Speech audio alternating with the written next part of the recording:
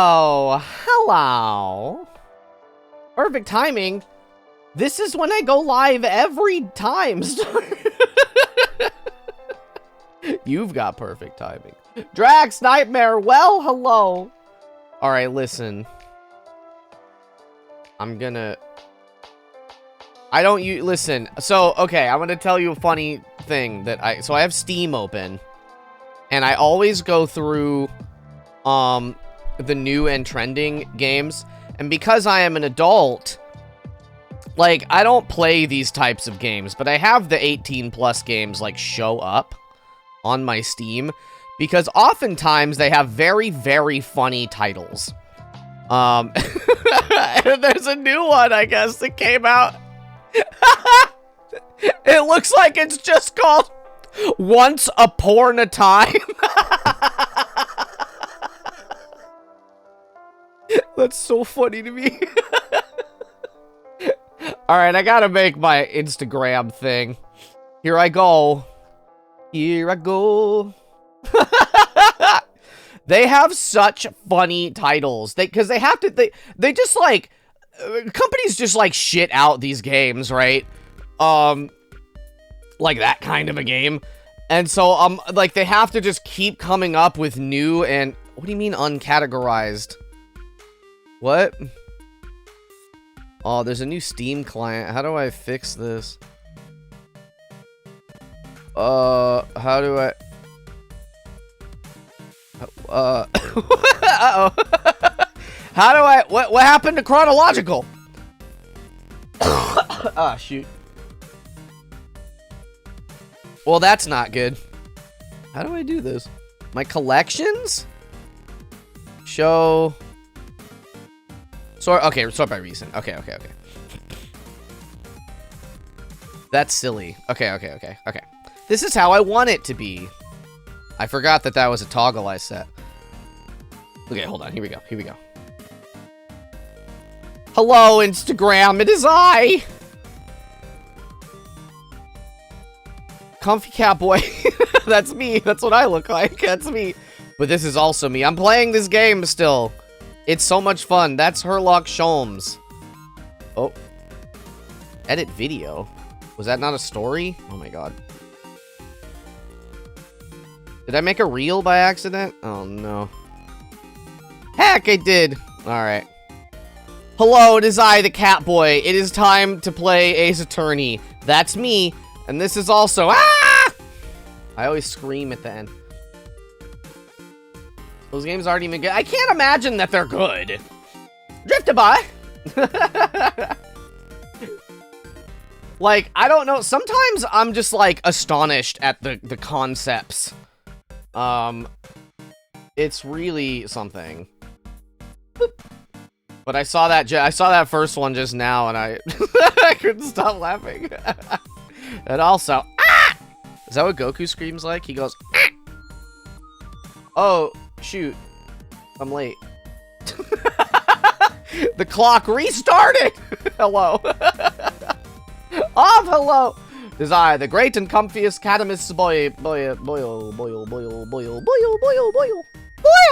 G-Mama, hello, good morning. How are you all today? Happy Thursday. I think I fixed all my problems.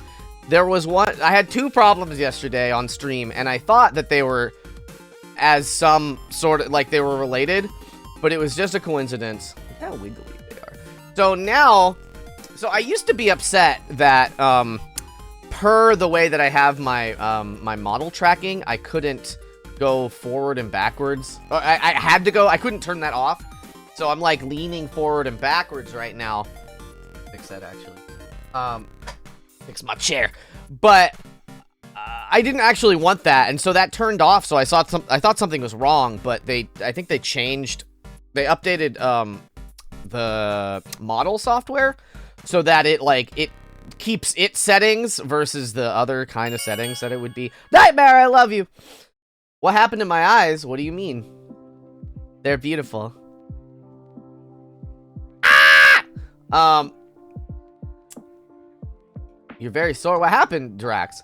But everything's fine. The other thing... Oh, I did forget to Is change color. They change colors. That's as intended. I forgot to test these things. Hold on. Okay. Everything works. It's good. Oh! I'm a ghost. Okay. Ah! Are you all ready? Oh, welcome to stream. You're new. Never mind the, like, 1,000-year sub badge or whatever. The great Catboy. Listen, I'm pretty great. I'll admit it.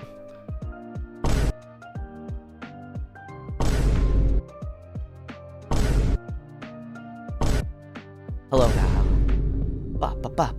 Alright, listen. I want to hit the ground running here. I'm going to load up the game. I can't load up the game ahead of time anymore. Because it doesn't like that. It doesn't like it when I do that. And then there are problems. I don't know why. Hell yeah, G-Mama. It's been a while. You can see them in your sleep good. Just like your RGB desktop. Boo, boo, boo, boo, boo, boo, boo, boo, boo, boo, boo. Okay, I'm fine with an autosave game. That's fine. I'm working a lot. Working out a lot. But you push yourself too hard. You hurt your ankle? Oh, no. I think I read about that in the Discord. Yeah, I'm sorry to hear that. Yeah, you take care of yourself, baby. Fluffy, hello. Good to see you. All right, so last we left off yesterday. Ow. We just arrived in England, and a man was like... an important man was like, hey, you gotta go be a judge for this guy, or be a lawyer for this guy, or we won't let you stay out in England. Ow. And we were like, okay, and then there was a little Irish stereotype man who was like, yeah, I'm rich, and nobody will help me. Will you help me? And we were like, we were already gonna help you. And he was like, oh, fuck, dope, hell yeah. And, and there's like a carriage, and a murder took place in the carriage, and everyone's like, it was him.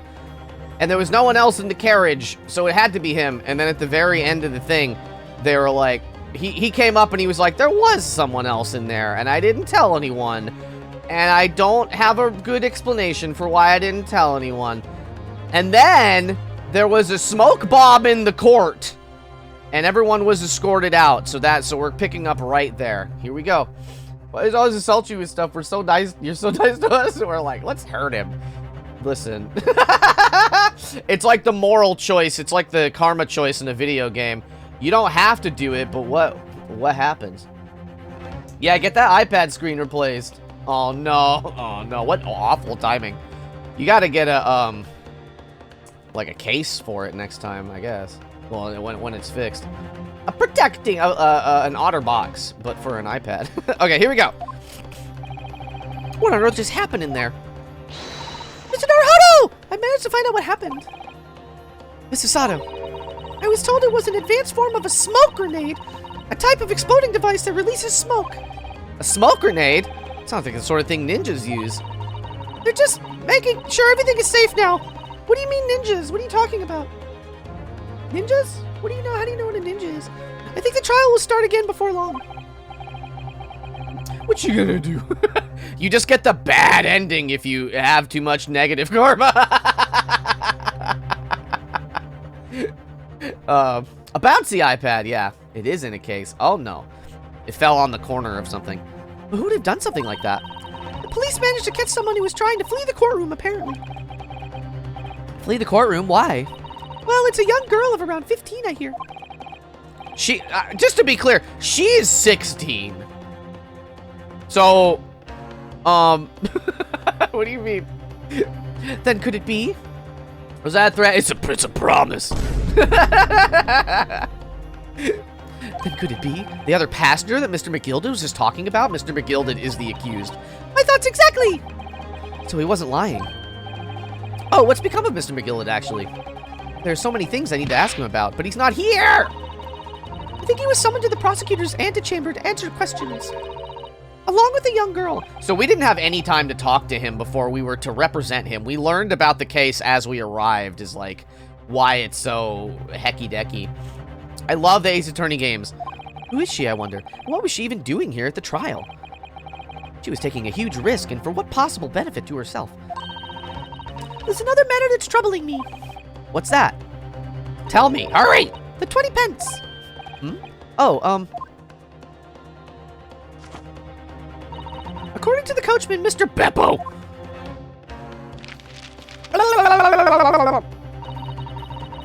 He took 4 passengers that night at a fare of 5 pence each. That comes to a total of 20 pence. But now it seems like there were in fact 5 passengers. Which means that the figures don't seem to add up again. She's right. That is strange. The trial will recommence in 5 minutes. Oh, thank you, officer. We'll go in straight away. Look at me. I'm one-legged. It's the best time. It's the perfect time. Whoever she is, I imagine this young girl will be asked to take the stand and testify now.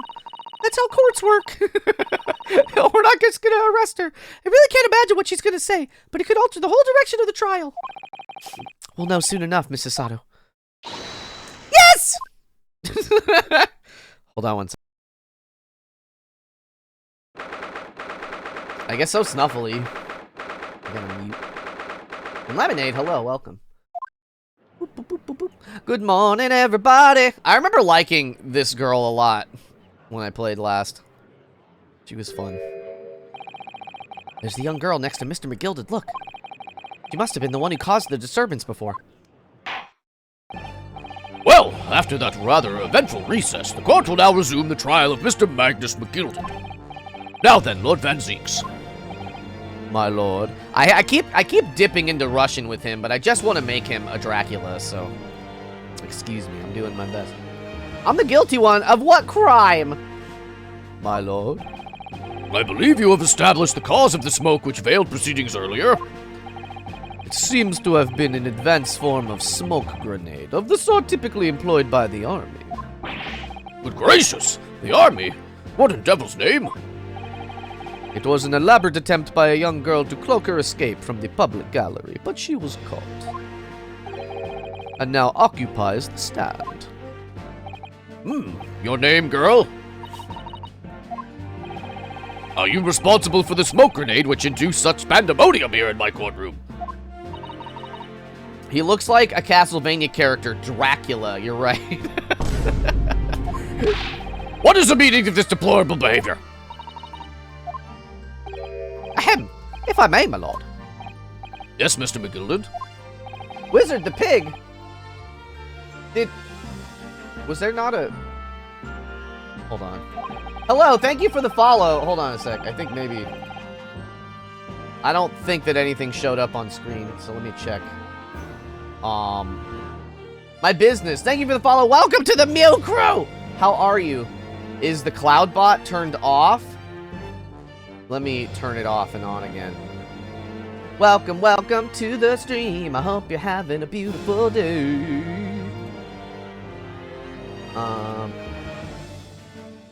You love my look and the way I sound. Hey, thank you so much. I appreciate that. I hope you're having a lovely day. I try to do all the voices as best I can. Let me... how do I... alert box. Let's, okay, I guess it's working. I followed myself. Wow! Yay! Okay. Yeah, this is the Mad Hatter, aka Magnus McGilded. He is a money lender, and he's like the richest person in all of jolly old England or something. Let me steal your energy. Hell yeah! Streamer practicing self-love. Hell yeah! Why, it was the wee lass that was here in the first place, and why she tried to bolt like that. It's all tied up with the events of that night, so it is. Bonk. Very well, Mr. McGilded. Give your testimony. You will explain to the court exactly how this young woman is involved in the case. Just what did happen that night? I'm so nervous. Oh my god! It's not like a defense lawyer needs that information or anything. Blah, blah, blah. I feel more energetic than yesterday. Let's go get real silly with it. On the night in question, I took the back seat in the omnibus and promptly nodded off. Then, begorra, a loud thud and a wee scream woke me up with a fair start. There was a fella collapsed on the floor at my feet, so I sat him up and on the seat across from me. Then I turned to find out where the scream had come from. And bless my soul, what did I find? There was a child in there, all curled up in a ball, hiding her wee self away. Objection! Wait. Objection! If I remain somewhat baffled, I confess, but from what I gather on the night in question, this young girl was indeed riding in the omnibus, is that correct? It's exactly as the defense counsel said. The lass was the 5th passenger, my lord. Give me the Mad Hatter. He's giving himself that accent. He's just not, it's not so on screen in this moment, but he's like, they started him off with a lot of that kind of text, whatever you call it. Very well. The defense may now cross-examine the witness. Are you ready, counsel? Yes, my lord. Rather, no. I have no idea where to start. He's just being quiet. He knows what's up. I questioned, I took the back seat in the omnibus. And when you first got on the omnibus, were there any other passengers already on board? There were not. The cabin was empty, and there was not one on the roof deck either. You were the first passenger, as it were, I see. Aye, and that's why I took the back seat as I did. It is the most comfortable, so it is. Could you explain exactly what you mean by the back seat? Oh, by all means, 'tis how you already described it earlier. I'm talking about the seat opposite and the one in which the poor gentleman who was stabbed was sitting. Like I said, 'tis the most comfortable, and where I feel most at ease. Oh, and of course, I enjoy gazing through the skylight from time to time, as well. He just won't say a word. What's he got up his sleeves, his Dracula sleeves? Then, begorra, a loud thud and a wee scream woke me up at the fair start. Dracula just awoken something in you. A loud thud, you say, and a scream? Aye, that's right. How can I explain it? It was like the sound of someone falling to the ground, that sort of noise. So you think it was the sound of Mr. Mason falling to the floor, having been stabbed? Well now, you'll remember I was asleep at the time, so I wouldn't like to say. And when the sound woke me and I opened my eyes, there wasn't a soul to be seen in the carriage but the fellow on the floor. You didn't see anyone? But at the same moment, you did hear a scream. Ah, from the seats above you on the roof deck, I presume? Not above me, no, my lord. 'Twas from inside the cabin. But I wasn't altogether thinking about the scream. No, I was too stunned by the desperate sight before my eyes. My headphones are not canceling. My voice sounds weird to me right now. Here we go. There was a fella collapsed on the floor at my feet, so I sat him up. On the seat across from me. You sat him up, the victim, you mean? That I did, on the seat across from me, as I said. I could plainly see the poor devil was already gone. And you wouldn't leave a dead man just lying on the floor now, would you? Boom! Just common courtesy, so it is. I don't know. I find that a little hard to believe. Ara Lords Van Zeeks. Now, why would that be? You wake to find a man lying dead at your feet in a carriage. Any normal person would hail the cabman. Any upstanding member of London society, that is. Well now, as you know, I'm something of a special line of business. The business of lending money at exorbitant rates of interest. Unfortunately, my lord, not everyone is thankful for the help I offer them, and some would even see me dead. So I do try, where at all possible, to avoid getting myself in a tangle of trouble. Are you suggesting you were just going to leave the man there? Heavens alive, no, I was always intending to report it, so I was. Only, I had a mind to find out the whys and wherefores first. The whys and wherefores? Right you are. There were some details I wanted to understand before anyone else got to meddling. The wee scream I heard, for example. Wouldn't your good self just do the same? Yes. The scream he says he heard at the time... The scream he says he heard at the same time as the thud of the victim collapsing. We all had something awaken inside of us when we first saw our first vampire! Like me with Hex Girls. Yo, the Hex Girls are dope. I like the other one also where they're at like the ghoul school. That's a fun one. And I turned to find out where the scream had come from. Hold it! Excuse me. I'm afraid I don't understand. I'm sure you told the court that there was no one else in the carriage except yourself and the victim. So it did, sir, so it did. And as far as I could see, that is. So what do you mean by that? Well now, 'tis a queer thing, the wee scream I heard as I woke up. It came from, if you'll excuse the vulgar expression, under my backside. Good gracious! I love... He just loves saying good gracious, under your backside. And when I lifted the seat in which I'd been sitting, I found there was a wee cubbyhole there for storage. Mr. Naruto! We can examine the omnibus ourselves, remember? I looked in there, I saw it. Yes, of course, the whole bus was submitted as evidence.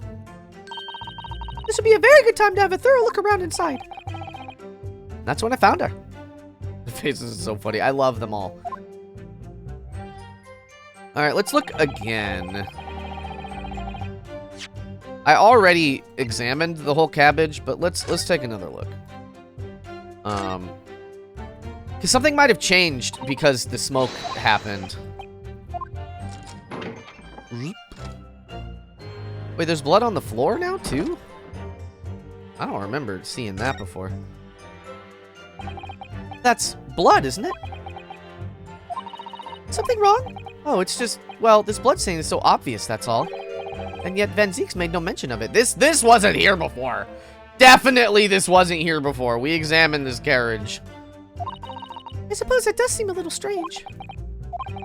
Why do I have such a bad feeling about this? The seat looks reasonably soft. Wide enough for two gentlemen. Okay, we read this already. Oh, wait. The seat handle, so it seems. Now, wait just a minute! This was full of crap before! There's a storage compartment here, but there's nothing here. It's totally empty. Something doesn't seem right here, but I can't put my finger on what it is. They've altered the deal. I did it. I set it up. Yeah, they're setting it up. This is not the way. Yeah, so this blood stain is new. And this was full of junk. So, that's crazy to me. I don't remember what happens in it. I played this case, but not farther, as I keep saying. Okay, so that's pretty nutso-butso. Yes. Hold it! Hold it! You say she was hiding herself? Aye, that's right. It was a hard thing to see in the dim lamplight, but there she was, curled up in a wee ball when our eyes met. Well, my heart nearly stopped beating in my chest. You're really over enjoying this. Still in all, I pulled her out from under there and sat her on the seat opposite so I could have a wee chinwag with her. The seat opposite? That's right, just next to the dead gentleman there. You sat this young girl next to a corpse, sir. Well, as I'm sure I mentioned, a gentleman in my position can all too often find himself in mortal danger. It was comfy and cozy. They told me to do it. They're the guilty ones. So I needed to find out just who this urchin was, you see. And while I was in the middle of talking with her, I heard another scream, a fellow's voice this time. Presumably that scream was Mr. First, who was sitting on the roof deck seats. Right you are again, I would say, sir. Hold on one sec.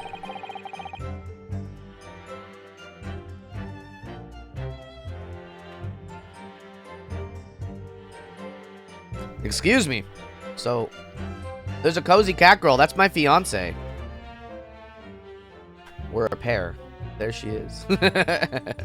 Go follow her! Looking down through the skylight, he must have seen this young girl and a gentleman with a knife in his belly. In other words, the previous witnesses did not, in fact, see you at all, Mr. McGilded. What they believed to be yourself and the victim was, in fact, this girl and the late Mr. Mason. Aye, my lord. The trial for murder. I was, as I think everyone understands now, sat at the back of the carriage out of sight.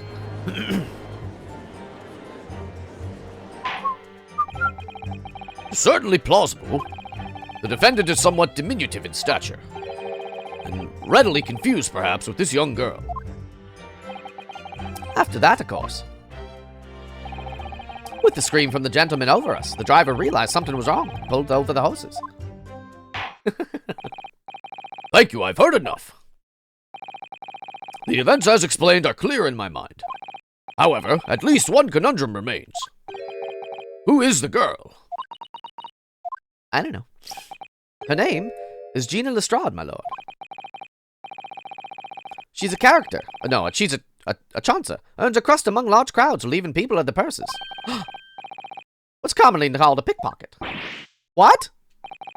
This girl here, a petty thief? But she's so well dressed. Order, order! Is this true, Miss Lestrade? Miss Lestrade, you will answer the question. Oh! Ah! How dare you? What is the meaning of this? Bye. Ah! The girl, she's gone! Open your eyes. I'm over here. Good gracious, how? What was the point in that little sidestep? I know what you lot are thinking. Grown-ups are all the same. This dirty little dipper, you'll say, slipped up and got caught on the job. She got herself backed in a corner, so she knifed the gent. Go on! That's what's in your heads, isn't it?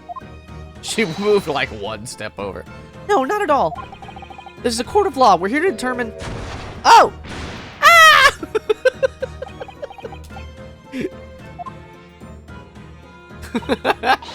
Look, knives are for cowards. Only thugs use weapons like that. And all I need for was these fingers. I'm a professional, alright? Maybe not in your eyes, but I got pride in what I do. Where's she getting these guns from? Her pockets, I guess. Let me guess, you don't count smoke guns among weapons for thugs? Oh, this? Yeah, this was in a bag I lifted the other day, down where they keep the four-wheel drags. It's nice, isn't it? I like the pink best. Ah! Do not wave that thing in my direction again. They're just not taking it from her. So, you admit you were riding the omnibus on the night in question?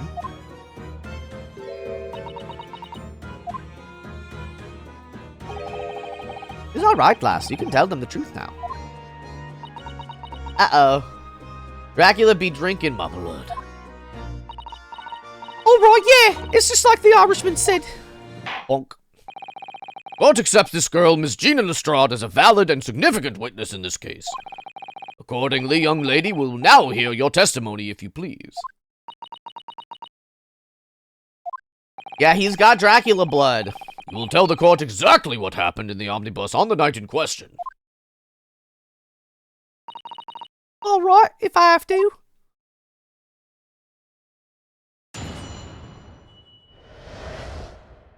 What the girl saw. So I snuck inside the carriage before they hooked up the horses, just like always. But it was right old waste of time. I got nothing to show for me troubles that night.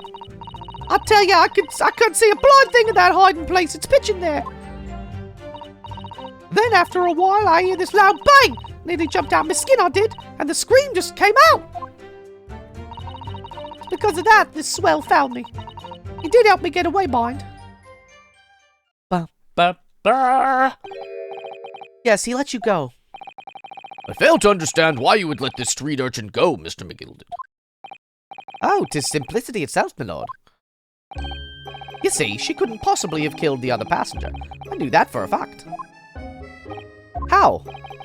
As I'm sure I said before, sir.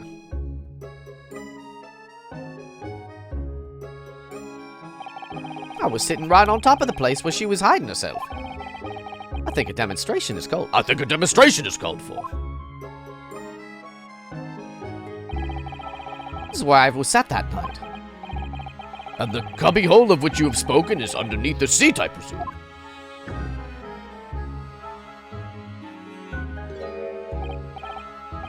Yes, it does appear just large enough to accommodate someone of the girl's stature. Aye, but of course, the wee lass was stuck in there. Because I'd parked myself on the seat for the duration. Ah! So you see. That's why I let the lass bolt. I knew that if the police found her, they'd automatically assume she'd done it. But I couldn't live with myself if the young life was ruined when all the time I knew she was innocent. Even though you must have realized your actions would result in your own innocence being called into question. Not at all, my lord, not at all. I knew in my own heart that I was innocent. So I thought it was worth taking a punt in my own good name for the sake of a less fortunate lass. My goodness. What a perfect gentleman. My lord, this fine example of a man cannot possibly be guilty of a heinous crime like this. I'm ashamed of myself for ever doubting you, sir.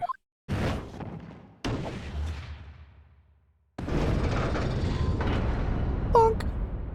These are the scales of justice. With calm, calculated reasoning, one arrives clearly at the truth every time. I think that's all 6. Whoa! We did it. Hey, Kron, hello. How are you? Saints alive! All 6 members of the jury, consensual in their leaning to a verdict of not guilty. Mr. Naruto! This, well, it must mean... It must mean what? That we're victorious! We've won? Are you sure? Objection! There it is! B missed it. I wanted B to see this. If the sight of my iron-heeled Wellington offends, pray, I do forgive the discourtesy. Woo! Woo! This really is a consummate example of the one monumental flaw in British judicial practices, where evidence and reasoning should be paramount, emotion rules the day. The foot! Emotion? The witness's latest statement gives us clear insight into his true nature. What do you mean, his true nature? Do you really think Scotland Yard would have made such a glaring omission? After the incident, the omnibus was comprehensively searched by officers of the police. Obviously, the interior of this cubbyhole, as the witness put it, was included in their investigation. The compartment under the posterior seat was full of the coachman's belongings. It's noted in black and white here in the police report. Good lord! The evidence has been tampered with. In order to corroborate Mr. McGilded's story, someone has unlawfully removed everything from under the seat. What? You knew that was what happened. We saw it happen. Bonk, bonk, bonk. Order, order! How could such a devious contrivance possibly have been affected, counsel? Naturally, we must acknowledge the deficiencies of the in allowing this to have happened. However, I assure you, when the omnibus was wheeled into the courtroom this morning, the compartment under the seat was not empty. Well, my Nipponese friend? Me? When the carriage was submitted as evidence, doubtless you examined it in fine detail as any self-respecting practitioner of the law, as would any. Pray, what did you find the condition of the under-seat compartment to be? Oh, to be sure, the young gentleman will be able to clear up this in the jiffy. Sorry? Go ahead. You tell the court now, fella. How this was all an elaborate excuse by the desperate Lord Van Zeeks. I can't lie. It's not good to lie. Well, counsel, do you have something to say on this matter? How am I supposed to answer? What can I say about the state of that little compartment under the seat in the omnibus? It wasn't empty. I really don't know if giving this answer is helping my case as counsel for the defense. But as far as I remember, at least, when I first examined the compartment, I'm fairly certain there were a number of articles inside it, yes. Are you sure, counsel? Heck yeah, Drax, thank you. Ara, bewist. What are you saying now, you daft dog? I thought you were on my side here.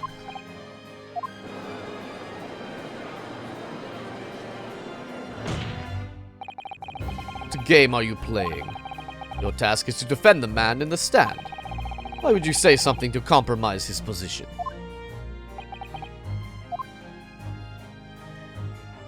Dracula's side forever. We'll just let him go.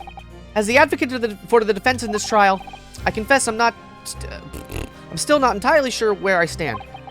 But it seems to me that I should state the facts I do know as clearly and honestly as possible. Interesting. It's not altogether pleasing, fella. I'm simply telling the truth, Mr. McGilded. Well, don't forget what you're supposed to be representing my best interest here, lad. Now then. That fella's memory is a curious thing and not altogether reliable. No, the court must consider the facts. That there cubbyhole under the seat is as empty as the devil's heart, so it is. What a line. You think perhaps it would be in your best interest now to admit that you might have been mistaken. Why? Why do I feel like something's not right here? I should like the jury to weigh in on this matter, I think.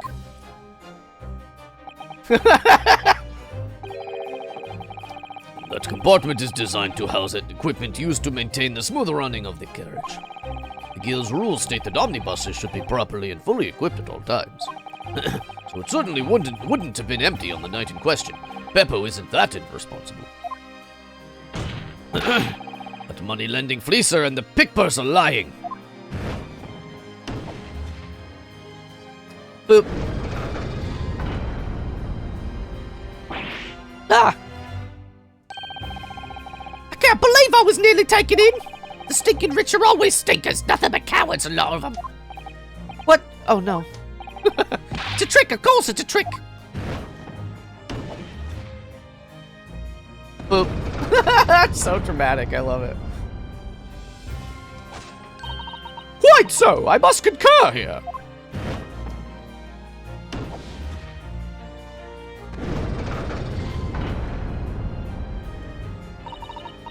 With calm, calculated reasoning, one arrives clearly at the truth every time. Yes, but every time a different truth, it seems.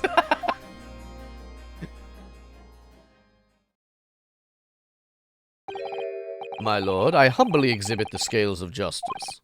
Clearly, a verdict of not guilty at this time would be wholly inappropriate.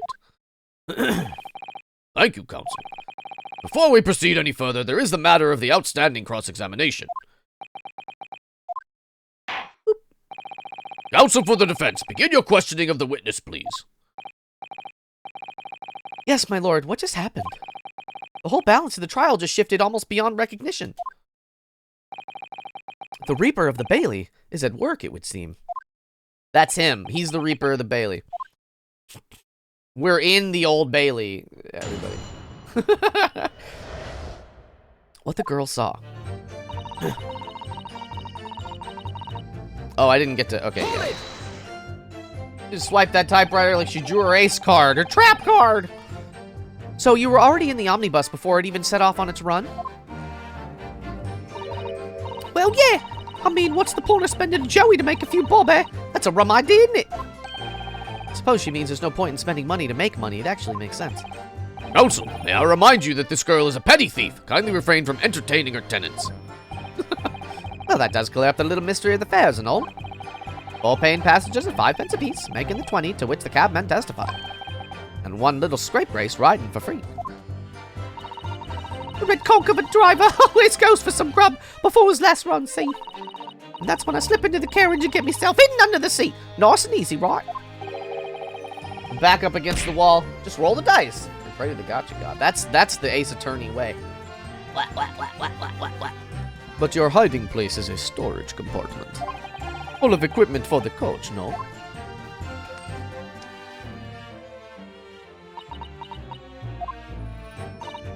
Yeah, there's brushes and buckets and whatnot in there, sure. I always chuck all that out and cram it in a corner somewhere. But no one ever seems to bother much. And yet, according to the report filed by the police officer who first arrived at the scene, the compartment was full of such paraphernalia. Well, I don't know nothing about that. Like I said, I moved all that stuff out so I could hide under the seat. That's all I can tell you.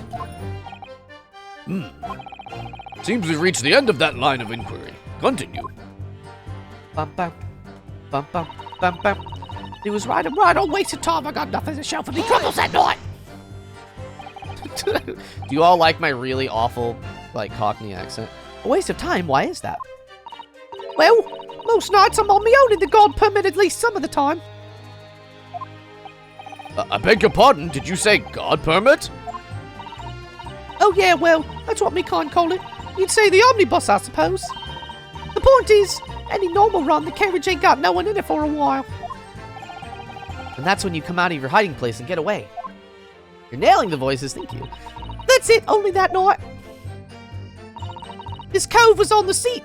No, this cove was sat on me seat from the start. And he didn't budge the whole way, did he? Not 1 inch, I was totally stuck. You mean to tell us you were present in the carriage for the duration? You were under the seat the entire time while events unfolded in the enclosed cabin? Yeah. Right, mister? To be sure, to be sure. I was as shocked as anyone. Why is she checking with him? You don't expect to lift the cushion you've been sat on and find a child now, do you? Well, this Miss Lestrade couldn't possibly be the culprit then. Let me be a voice actor. Y'all are so sweet. Ah, thank you. Hello. I'll tell you, I can't see a blood thing in that hiding place. It's pitch black. It's pitch in there. Hold it. So you couldn't see out of the cabin at all. If anyone's hiring, you let me know. Not a shot. Most days I push the cushion up with me head and look out the crack. And I can have a butcher's is what I'm gonna fiddle. Thought you were a pickpocket, not a butcher. I mean, I can have a look. The seat I get under ain't as plush as the other one, see? And most of the time, the passenger's playing himself opposite. Boop. But for some reason, that night, this here Irishman spent the whole journey right over me head. Dar, hello. Yay, that's excellent. And for that reason, you weren't able to push the cushion out to peek out. Push the cushion up to peek out, I see. Truth is, I ain't too happy in small dark places. Feels too much like being thrown in the clink. But it's the only place to hide in them carriages, so it's Obson's choice. Why doesn't she just stick to picking people's pockets in the open, then? I'd say there's some reason that she's not letting on, judging from her demeanor. Ah! Hydrate, you got it. So anyways, I was a bit scared, but I had to just stick it out under there, nothing else for it. Then after a while, I heard this loud bang. Nearly jumped out my skin, I did. And the scream just came out. Hold it! A bang? This is new information. When you say a loud bang, do you mean the noise of someone falling to the floor? Could have been, I suppose. I don't remember so well. Point is, it made me jump. And you let out a scream involuntarily. That's right. And when I felt the cushion over me head getting lighter all of a sudden. Presumably when the defendant got up in order to help the victim, yes? Yeah, I love her. Or not. Love to do voice acting as well. I didn't even know when to get started. Yeah, it's hard. There's a lot of different, like, ways people can go about it. Could equally have been the moment the accused stood in order to stab his victim, could it not? I think a lot of, like, internet voice actors just, like, do voice acting content, and then eventually they find work, you know what I mean? They just, like, do voices for that. Like, I'm thinking, like, ProZD, like, you know, he was on Vine. It took him a long time, certainly, but he was just doing voices on Vine, and then, you know, promoting himself. And then it was like, hey, Aaron Hansen also. If you're looking to not do that kind of thing, there's, like, schools and things that are specific for it. Well, girl, did you see what happened at that Crucial moment. I haven't done any of that. I just do silly voices on the internet.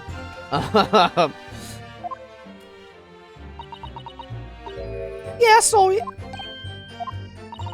I pushed up the cushion and had a quick butcher's while I had the chance, didn't I?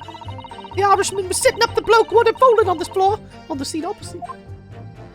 Bum, bum, bum, bum, bum. That matches up Mr. McGilden's account, of course. But then the fella suddenly turns around and looks right at me.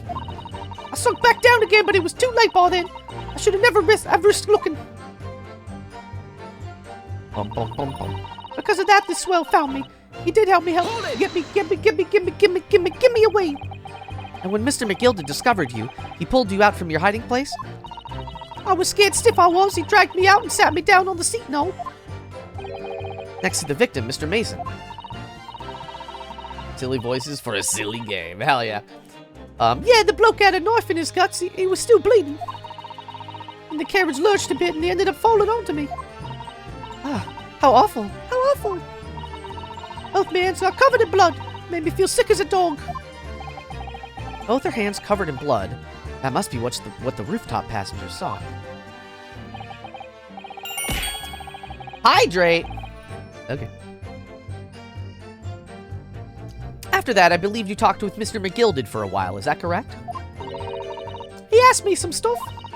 Wanted to know my name and what I was up to in that. Gotta bounce for a bit. Hell yeah, you have a good time with that, Drax. We'll be here for a while if you're around later. Then I heard something from above. Someone screamed! Yes, Mr. First on the roof deck, I would presume. Well, I didn't want no one seeing my face, so I didn't look up. Then the horses were drawn up smart and... It's hard to... Sometimes I'm just like... I'm like doing this voice, and also they're saying words in the wildest way ever, so I'm just like... Bleh. Then the horses were drawn and up smartish, and this here Irishman says to me, "Get back under the seat. I'll see that you can get away later."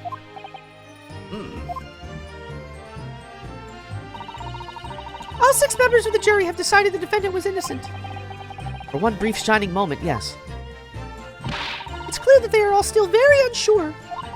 If we could just find some conclusive piece of evidence among this new testimony, I'm sure we could clinch the verdict we want.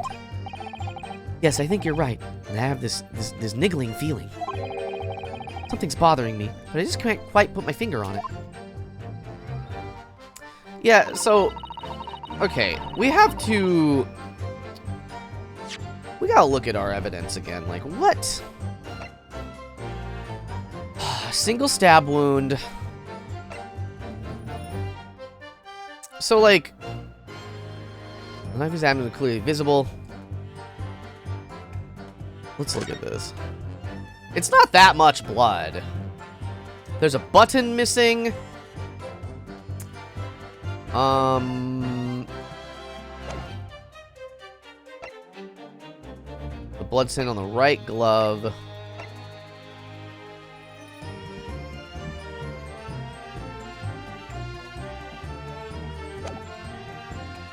Let's see.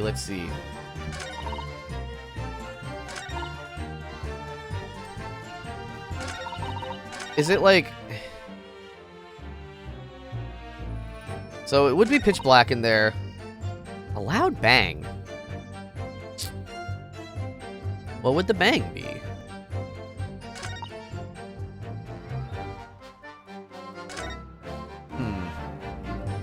I don't remember how this goes.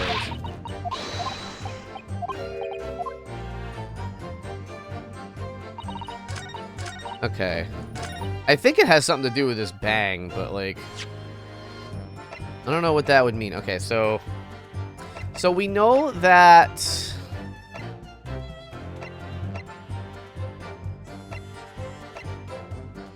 So we know that, like... Okay, let's look at the carriage again. Because there's all this stuff up here. But this blood stain on the ground was, like, not here. Let's see, maybe it'll say something different now that if we look at it again.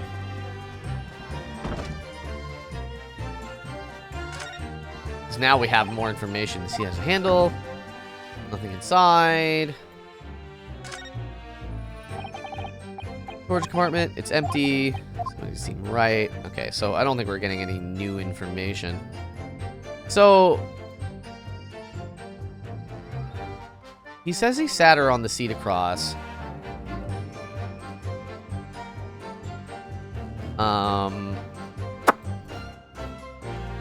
She heard a loud bang. What is a loud bang? Like, we're supposed to assume that was him falling to the floor, but why wouldn't that be able to happen? A single stab wound.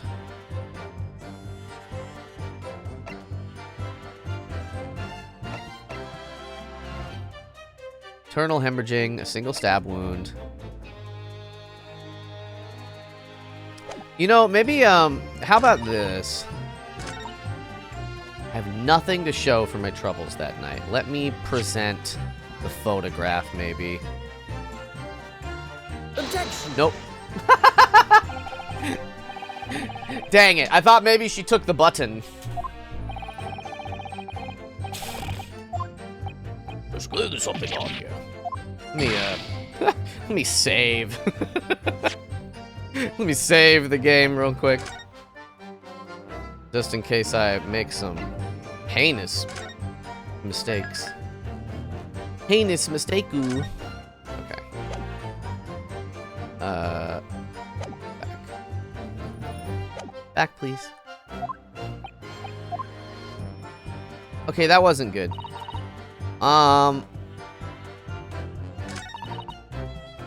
Can't see a thing. Under doubt, just quick save. Boop, boop, boop, boop. This loud bang. It'd help me get away.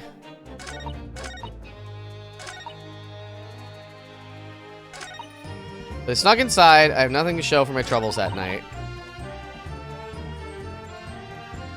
This also seems interesting. Preparing for a disaster level oopsie. This is what I would do, like, if I got stuck. I didn't want to just look it up, but, like... What was the bump?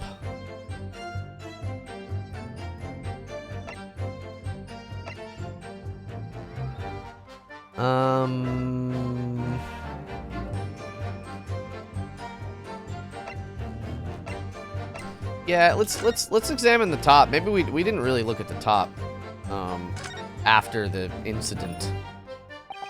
Right, let's see the carriage inside this opening. There's a lamp in the enclosed cabin.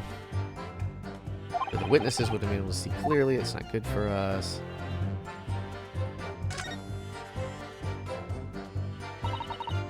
The deck of the omnibus. Yeah, they're just talking about nonsense.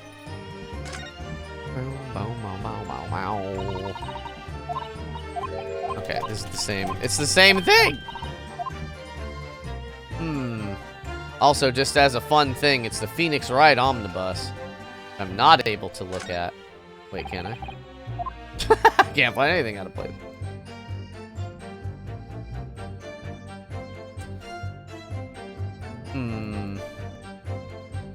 Yeah, I'm not sure. I might have to, like, just look up a clue.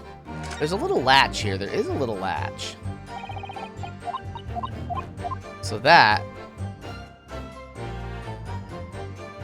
like, are we... Okay. Is it just... Is it just... Because maybe I'm thinking about this too hard.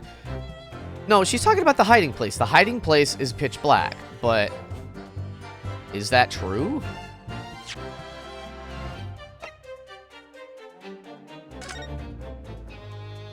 Like... It should be, but... Is there like a keyhole or something? Yeah, going, just going, just going, just going.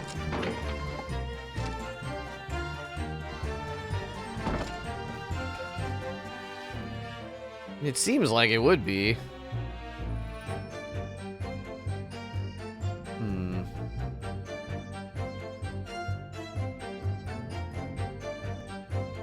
Golly. Alright, let's try it, I guess. Objection. Nope. I'm gonna look. I don't want to waste everybody's time. I'm gonna look up a walkthrough. A spoiler-free walkthrough. Okay.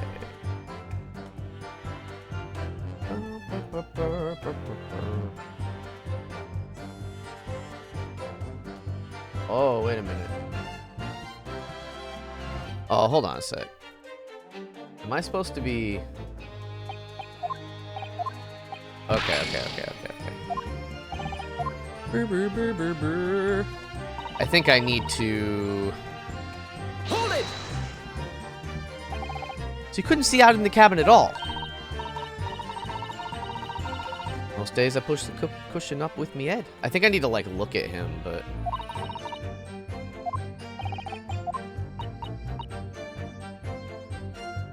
But usually it's pretty obvious.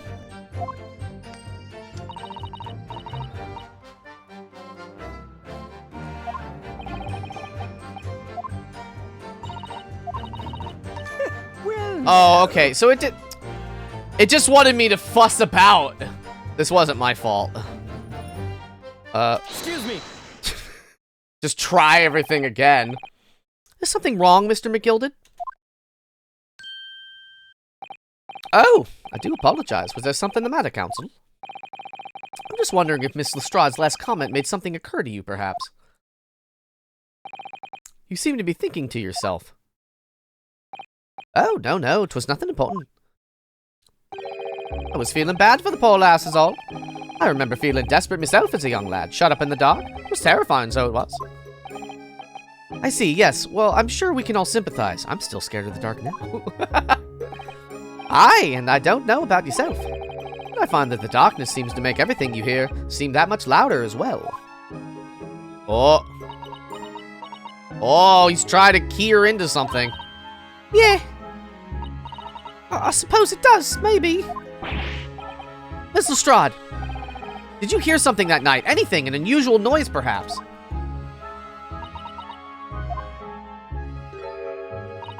Nah, not really. All I could hear was the Irishman snoring. Pajamas, there's no need to tell the whole world of me foibles, you little scamp. He's so charming on purpose. What a pity.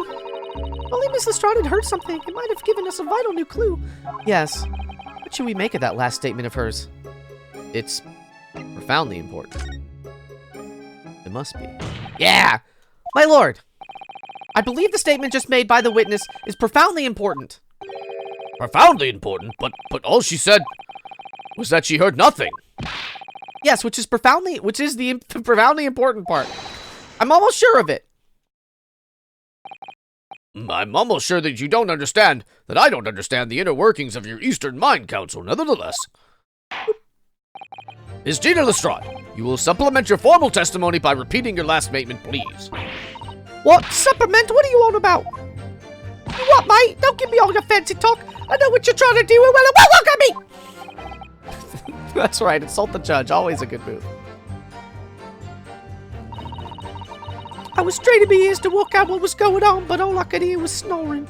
Yeah, snoring. Ah! Tama, hello! How are you? Hold it! Press that. So you were straining to hear what was happening the entire time since the moment you hid yourself? Not exactly, no. Sorry? Well, there was no one in the cabin to start with. I could just push the cushion up and have a butcher's to see what was what. But then when I saw this swell getting on, I got my head down so he didn't notice me. Good today? Hell yeah! I'm glad to hear it. Mr. McGilded sat on the seat under which you were hiding, correct? Yeah, wouldn't you Adam and Eve, eh? What a bug! So then all I could do was listen. You assaulted him with a smoke gun. Insulting the judge is the last thing you need to worry about. You right. I was waiting to jump out of there as soon as I heard him leave, see? But what ain't no likely? Whoa! Even though we stopped here and there, I never heard the door open. So I just had to stay put and listen to him driving. To him driving his pigs to market, snoring like the old dog he was.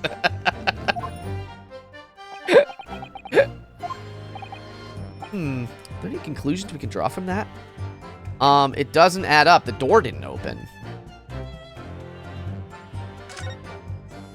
So how could anybody get in? Miss Lestrade, what you have just told the court is clearly at odds with the facts. Ah! Odds? Are you sure, man? Absolutely. It seems my learned Nipponese friend is not as dull-witted as I feared. So Van Zieks realized it too.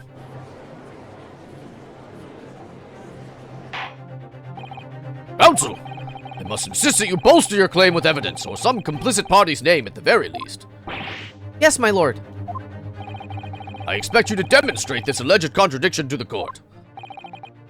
According to Miss Lestrade, while she was hiding in the omnibus that night, she heard nothing but the sound of Mr. McGilded snoring. But think, Renosuke, think. I mean, how did the victim get on is really what it is. There's something else she should have heard. Show a person. Very well, my lord. Allow me to elaborate. A little tongue-tied today. On a particular sound that Ms. Lestrade could have not failed to hear on the night in question. The sound very clearly explained by the presence of the following person. Take that! Yeah! Thrice fired Mason? Yes, my lord. The sound that Ms. Lestrade could not have failed to hear, is that of the victim, Mr. Mason, boarding the omnibus. Oh my god! Order, order! Explain your reasoning, counsel. Ms. Lestrade, allow me to confirm something. You claimed earlier that you were the first person on board the omnibus, is that correct? Yeah, of course I was. I got on while the driver was in the pub, didn't I? And the next person to board the omnibus was Mr. McGilded? That it was, not a soul in the cabin when I climbed aboard. At least not in plain sight. So you were, to all intents and purposes, alone in the enclosed cabin of the omnibus at that time. Did I not just say as much? I wasn't traveling with anyone else, if that's what you mean. Yeah, I saw him get on, remember? Through the crack under the seat cushion. He was on his own for sure. And from what we've heard, the carriage made a number of stops after that on its onward journey. During which time, did you not hear the door opening or closing at all? No, I never heard it. That's exactly what I was listening for, weren't I? Waiting for the swell to leave. In which case, when and how did the victim end up in the carriage? Ah! We know that the victim collapsed inside the enclosed cabin of the omnibus.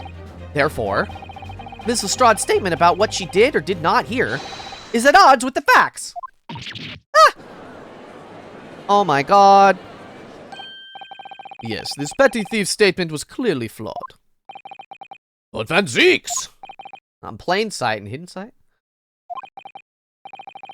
He knew all too well that there was an inconsistency in Ms. Lestrade's statement.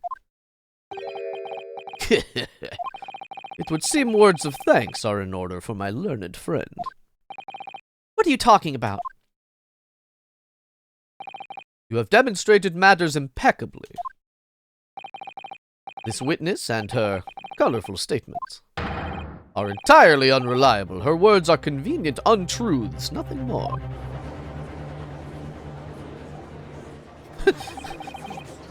He's dead, right? How could the victim possibly not have boarded the omnibus? That makes no sense whatsoever. This girl is a pickpocket. Let's not forget that. Oh, she's gonna... No! Yeah, wait a minute. Now, hold on now. Ah! She didn't even say anything. I didn't want to judge the dear little mite just because she has some rather naughty ways. But I must say... Get violent, Grandma. I can't abide liars. Oh. Neither can I. Mr. Foreman! I didn't want to judge the girl just because she has some less than salubrious ways. But I must say, I cannot abide liars.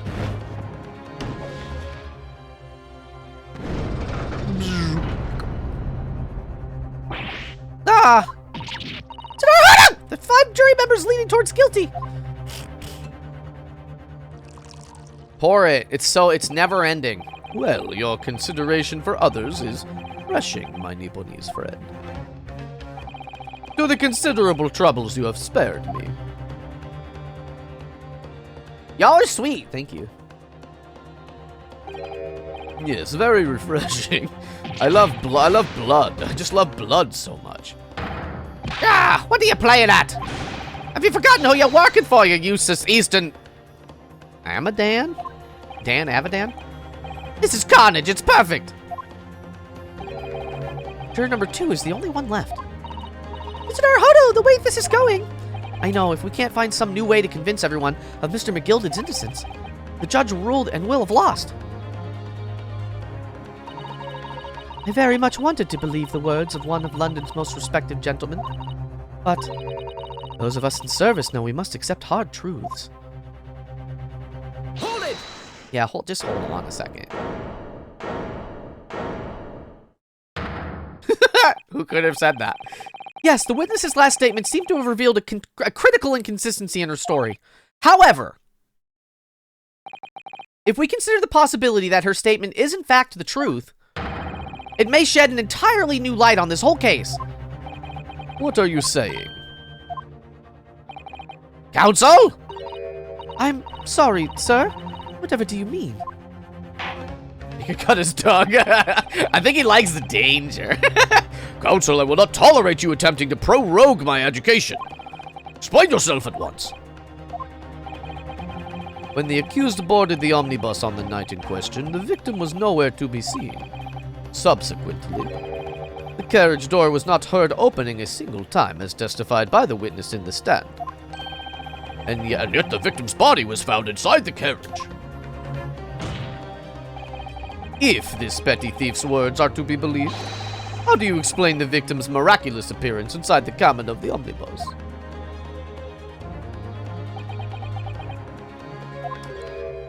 There's only one other way in. There's only one way to explain how the victim came to be inside the carriage.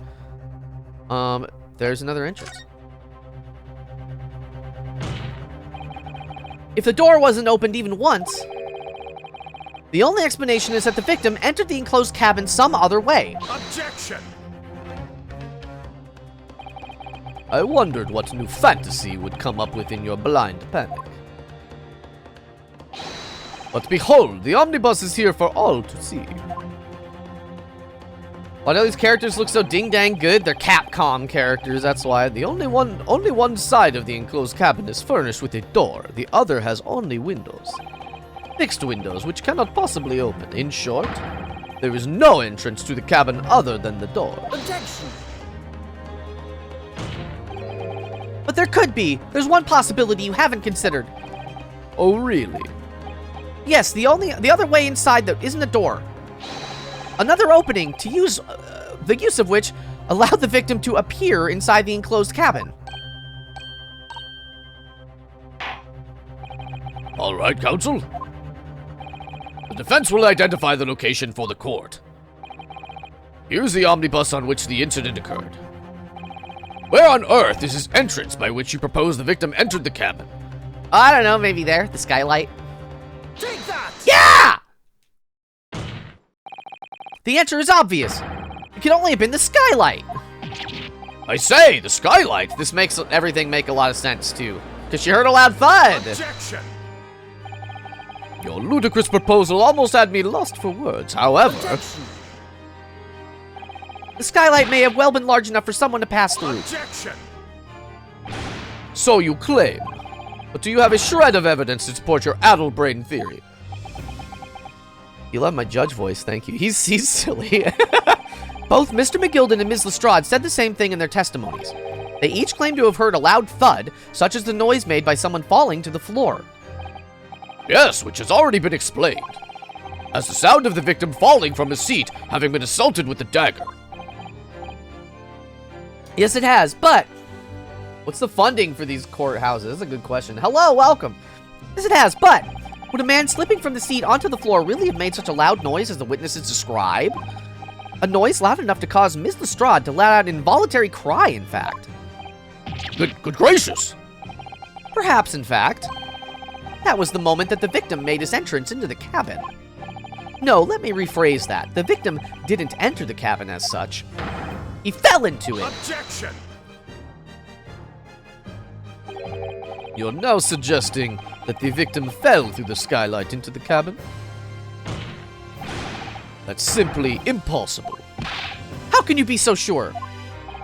Because if the victim had fallen inside through the skylight, as you say, the passengers on the roof deck would have seen it happen.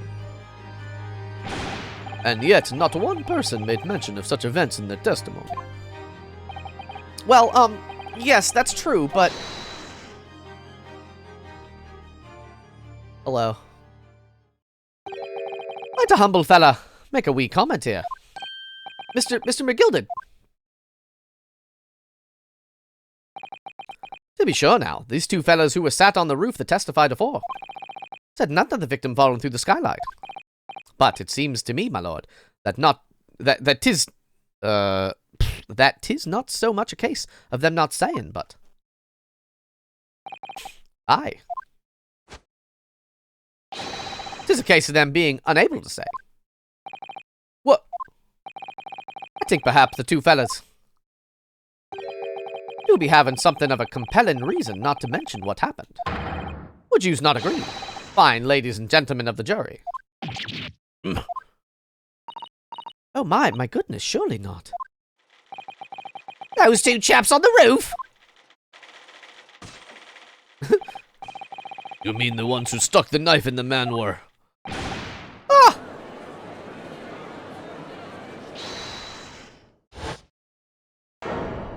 Hello. Just what exactly are you insinuating here, you blitherer?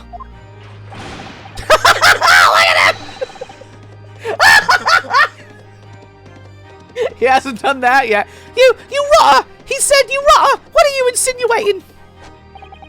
This is a flaming outrage. I've got a good mind to give you a blinker in a minute. He'll give you a shiner in a minute, he said, and so will I! I don't know what he's like a horse. Mr. Fairplay. You're effectively accusing me, a city gentleman and a well-respected biker. And me, a very angry hatter! Suggesting that someone like me could have stabbed that man in the guts. It's a disgrace. It's scandalous. I protest in the strongest possible terms. That's right, I protest too! Oh, he's laughing. About you rotten scoundrel! There's so much happening. Order, order, order! This is not the time, witnesses. I will not permit this wanton invasion of the stand. Return to the anteroom at once. But this is beyond reason, my lord. It's outrageous. It's very hurtful, you know. I don't know. He's just a hat man. My lord, if I may comment. Hold your horse. Hold your horse down. Go ahead, Lord Van Zeeks. It was the defense that incited this outburst from the witnesses. My learned friend has seen fit to abandon all protocol and accuse the witnesses without proof. Accuse? I never intended to...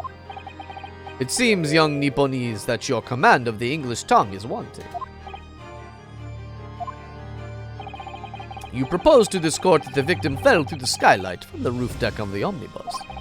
That hypothesis cannot possibly stand without the rooftop passengers being aware of the events. You have branded these gentlemen liars. You have intimated their criminal guilt. In our British courts of law, this is what is termed a baseless accusation. I know I was rash to put this idea forward without any actual evidence, but... you can't just dismiss it without a second thought. What are we wasting time for? Get them to testify! I thought there was something fishy about that hat from the moment I laid eyes on the fellow. His eyes are just in all different directions. We have to see this matter through now, one way or the other. If there's a filth and rubbish in our midst, we must dispose of it at once.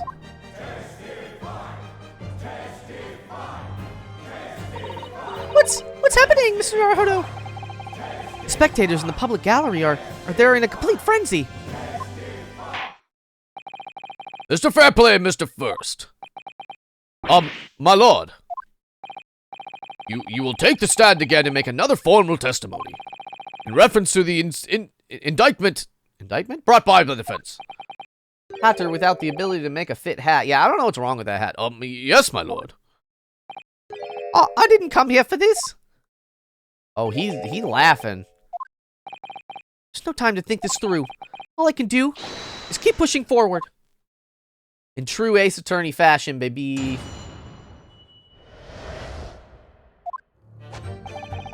We were the only two people up on that roof deck, dead or alive. I can swear to that. If anything had happened while we were sitting, don't you think one of the other would have noticed? In any case, neither of us know the first thing about the victim. We had no reason to kill the man.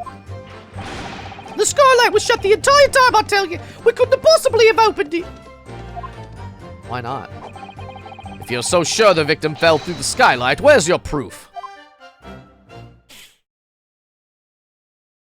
Yeah, all these characters are so fun to cosplay, and all people cosplay are Phoenix Wright and Miles Edgeworth, who have arguably the most boring costumes of any of them characters. I must say that listening to this testimony, it is somewhat hard to imagine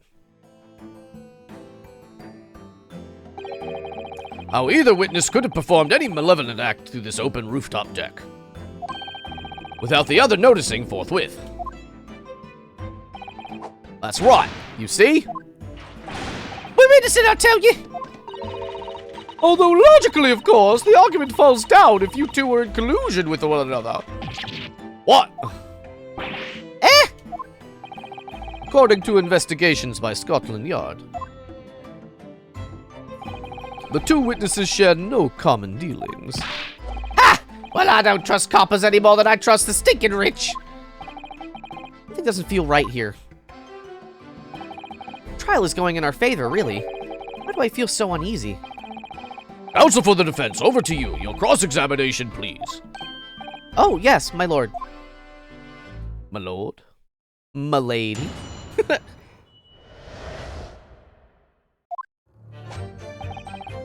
I think that what we're about to do is that he made a hat for this guy, so we're gonna link a connection there. Hold it! So at no time did the victim, Mr. Mason, climb up to join you on the roof deck? Absolutely not, Dickon. No question about it, he said. Not at all. Oh, but yes, of course. I remember seeing them both. I saw the victim inside the closed cabin talking with this man here. This is true, Mr. McGill. Dear me, my lord, at the risk of repeating myself, I boarded the omnibus alone and nodded off inside almost immediately. It's an outright lie, without doubt you were engaged in. Let me stop you there, fella, and ask, do you have any evidence at all? At all? Ah, It is all about evidence in the courts these days, so it is. You'd do well to remember that. Uh-oh. I saw you with my own eyes. This is going so well. Anything had happened where we were sitting. Don't you think one or the other would have noticed? Hold it!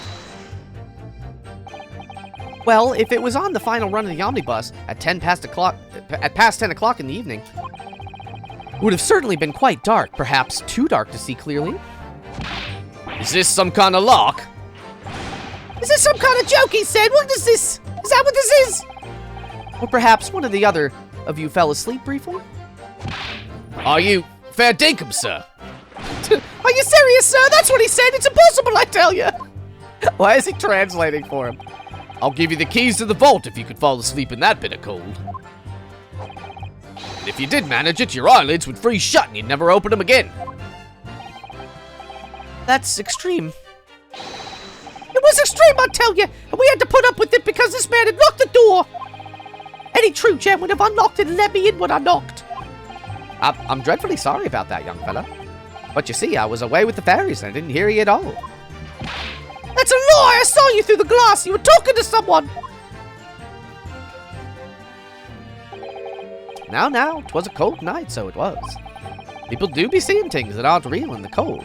'Tis hardly surprising. Saying things! I believe we have reached an impasse here on this particular point. Ah, you! Don't take it personally now, lad. If I'm the suspect in this case, then 'tis only fair that you and the other fiend are too. Open and free competition is what a capitalist society is all about. Hate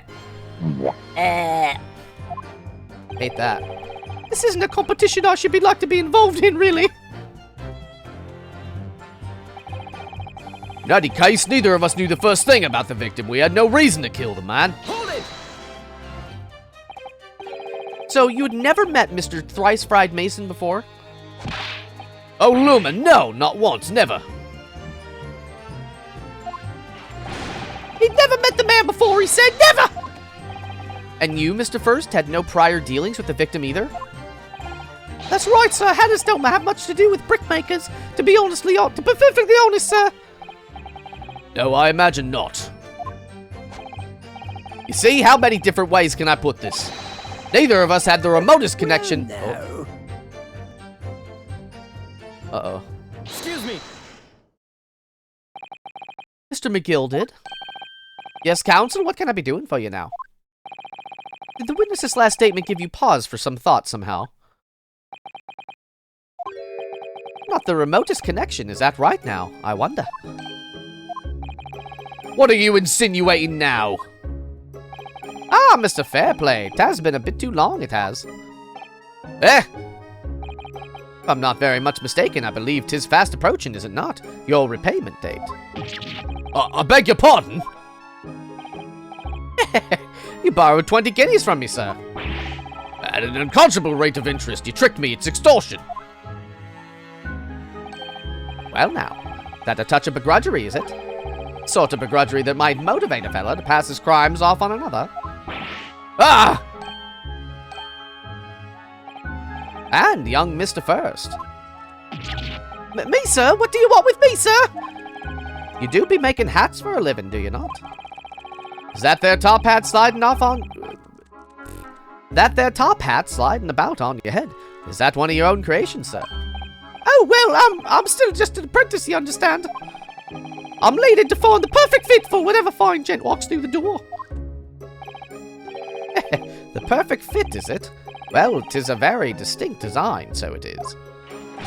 Many customers like it, I tell you. They like a distinctive touch. Customers? Such as thrice-fired Mason. Ah! There was a photographic print of the victim submitted as evidence before, my lord. This you mean? I can't help thinking the poor fella's hat looks distinctly familiar, wouldn't you say? Oh! That's one of my hats. Aye, that it is. So, to seem the brickmaker was a customer of yours. The sort of customer I'd wager you could have had some wee quarrel with over the distinctiveness of the goods. No, sir, absolutely not, sir. Well, there's really nothing more to add. It wouldn't be right to say that the two fellas here haven't the remotest connection to the victim, you see. I rest my case. That's not how this works. You little weasel! Ah! He's better at this than I am. Gosh, Mr. McGilden has certainly been thorough in his research, hasn't he? Please, don't let me little interruption hold up the proceedings. Excuse me. Skylight was shut the entire time. Hold it! Are you quite certain about that the skylight was shut the entire time? I'm gonna lose my block with you in a minute. He's gonna lose his rag with you in a minute, that's what he said! Take a look for yourself. Go on. You see, it's shut fast now, just like it was on that night. So it is, of course. A fellow the size of Mr. Mason could likely break right through it, still and all. What? Just looking at the size of the thing, you understand. Oh, now you hold on a minute, sir. What do you mean the size of the ting means nothing? Not on its own. Let's consider the bigger picture here, shall we? Stop biting our cane, shall we? I was riding the omnibus on another occasion when... Ow. What happened? Pinched my arm on my desk. I'm okay. On another occasion when, well, I broke wind loudly. He farted! He did a stinky little toot! I shocked myself with it as it happens. This is an unexpected confession, Mr. First. Oh, well, I just mean to say, well, the point is, I tried to open the skylight, you see. But just my luck, I couldn't make it budge. The stench was terrible. Everyone was looking daggers at me, sir. I went as red as rouge, I did. Are you expecting me to sentence you? No, sir. The point is, the skylight can't be opened. I tried and tried when I was inside that cabin of shame. Oh, hello. Excuse me. He looks very confident. Do you have something to say about that, Ms. Lestrade? Ms. Lestrade!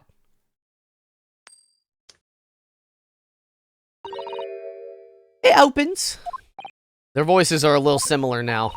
Skylight. It's what we were talking about, right? No, put that away. They're just letting her do it. Oh, them skylights open dead easy. More easily than you can load that weapon? That's a lie, I tell you! Otherwise, when I broke wind, You can't do it from the inside, you mug. Oh! Look, a few days ago, I was up on the roof deck of one of them drags, and I had a great hole. I mean, I had purses coming out my ears. Miss Lestrade, this is not the forum to be on the subject of your criminal activities. Well, anyway, I had a bit of a scare. When I lifted the last bloke's purse, he got wise to me.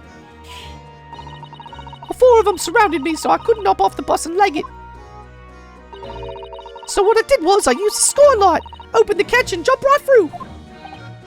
What? Yeah, the catch from the skylights is on the top side. That's why you can't open them from the cabin. The cabin. The skylight opens from the roof deck. Hey, Liff! Climb up onto the roof of the omnibus and verify the witness's claims. Do it. Oh my god. Ah! Oh, my hat! I love her. See? Peak character design. I love it a lot. Order, order, order! So it appears that this girl's statement is quite true. I don't believe it. The skylight opens. And from the roof deck. Mr. Naruhodo! Woo, woo, woo! This could be the clue we've been looking for. Well, counsel for the defense, please continue with your cross-examination. Yes, my lord. So the skylight opens. Perhaps I should investigate for myself. Yeah, please. Oh my god.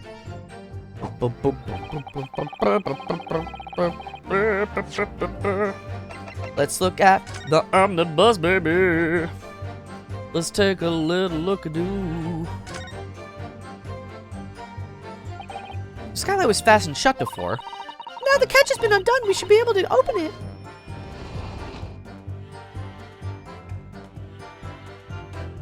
Just look at it again? I don't know. You can certainly see the inside of the carriage through this opening, that's for sure. Yes, and there's a lamp in the enclosed cabin. Do I need to go inside? Oh, there's blood there! Oh, wait a minute.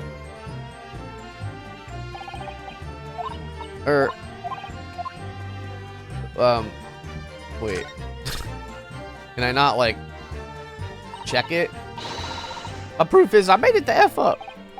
Okay, go, come on.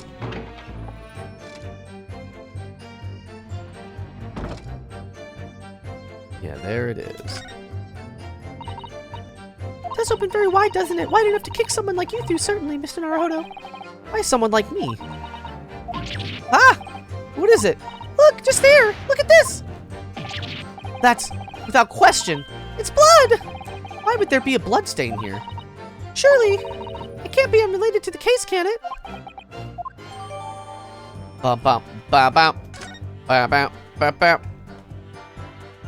Okay, however, that looks very similar to this blood, which we know is fake, so I don't know.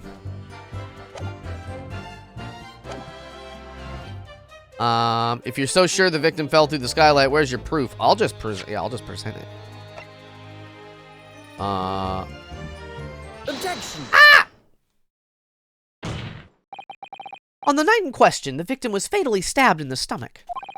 And immediately afterwards, the victim's body was pushed through the skylight into the cabin below. Those are the facts, and the irrefutable proof. Remains clearly visible in the omnibus that stands before us today in this very courtroom. What? That's utter humbug. Ah, you can't possibly have any evidence. No, you can't. I mean, we didn't do it, I tell you, it's impossible. Irrefutable proof here in this courtroom. Counsel! My lord! I believe everyone would appreciate a little clarification here, Where exactly within the omnibus is this evidence to which you allude? Yeah, okay. Yeah, I mean, yeah. Oops. Yeah. Got it! By Jupiter! Is that blood? In all caps? Ah! This bloodstain proves two things. Firstly, when the incident occurred, the skylight of the omnibus was open. What? And secondly, the victim was already bleeding when he fell through the opening. Your impressions are amazing. Thank you so much. Do I call you Bilal? Hello, welcome. Oh boy! And so it follows that Mr. McGilded, who was inside the enclosed cabin himself at the time, cannot possibly be guilty of this crime. No!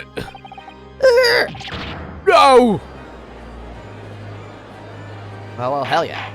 You're welcome in. Order! But the blood could have sprayed up when the fellow was stabbed inside the cabin. And only found its way on that one particular spot of the skylight? Sure, and that would be very convenient. Ah. And let's keep in mind that the skylight can only be unfastened from the roof deck. I myself wouldn't have been able to open it now, would I? But there's no way to know for certain, is there? If the jet really fell through the skylight, I mean. Why don't you have a good look at the floor of the cabin between the two seats, Mr. First? Yeah, but that's planted evidence. It's all too plain, if you see. There's the aftermath that shows the poor fella dropped from the fair height right there, so it is. What? No! But it can't be! It's all... Lies! Whoa. My fellow jury members, I think we can all agree that this is clear proof to the defendant's innocence, can't we? I believe we can, yes, sir. It's clear to me now where the filthy rubbish can be found in this courtroom. So, they thought they could pull the wool over me eyes, did they? I won't tolerate any of the guild's carriages being sullied with blood. I won't tolerate it. Oh, I always knew that nice gentleman who gave us that delightful park couldn't have done such a thing.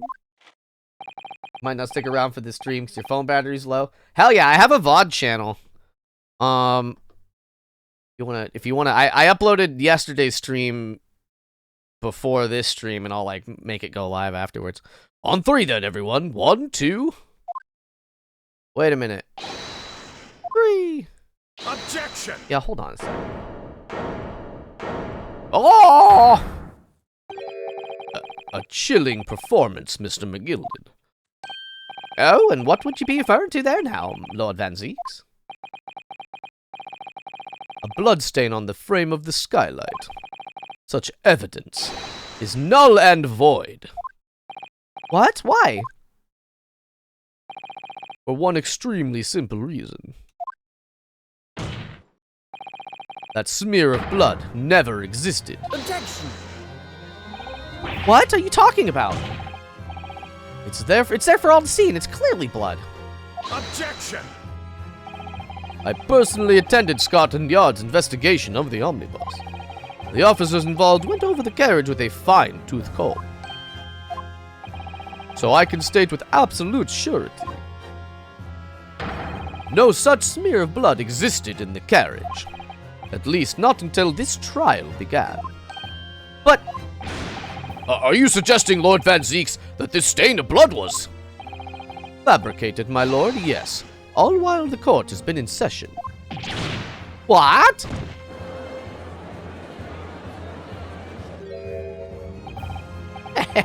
What a palaver. I must say I didn't quite expect such a crude reasoning from a prosecutor of your standing, Lord Van Zeeks. But I'm Magnus McGilded, a fella known all over the capital for his fine contributions to public life. I don't take kindly to slander, and I'll fight it to the bitter end. Even if it's rolling off the tongue of the Reaper of the Bailey. Mr. McGilded, I realize that this is your first appearance in court as the accused. However, I am well aware of your involvement behind the scenes in a great many affairs of dubious nature. You're very adept when it comes to avoiding getting your own hands dirty. And each time it happens that a case you're involved with is investigated, you adapt the facts. Adapt the facts? What does that even mean? When you wield a fortune the side of Mr. McGilded's, however ill-gotten it may be, nothing is impossible. tampering with evidence, manipulating the scene of a crime, bribing witnesses. I toast your ability to concoct a most convenient of stories, sir. Tut tut, Lord Van Zeeks. This will not do, to be sure. Will it now, counsel? Oh, no. I think it's fair to say, this does all sound like a rather far-fetched excuse by a desperate man. The blood on the skylight didn't exist, you say? But, if yous all cast your minds back, is it not true that the omnibus there has been in the courtroom the entire time? How could anyone possibly have put a smear of blood in it without the world and his wife seeing? The world and his wife seeing. Isn't that right now, counsel? No. Don't do it, Ryunosuke. It's true. The omnibus has been in full view the entire time that the court has been in session. My learned friend. Here's to hearing your opinion on this matter, in your own words. As you wish. Could someone have tampered with the omnibus during this trial? If you're asking me, I think it could have been possible. I don't care about Mr. McGill did. I want the truth. The truth! As a defense lawyer, it's my job to advocate for the defendant as best I can. But still, I feel as though there's something even more important at stake here. There's no evidence to suggest that the defendant did as my learned friend suggests. However, in terms of having the opportunity to carry out the alleged tampering, there is one possibility. Oh! Gracious! Explain yourself, counsel.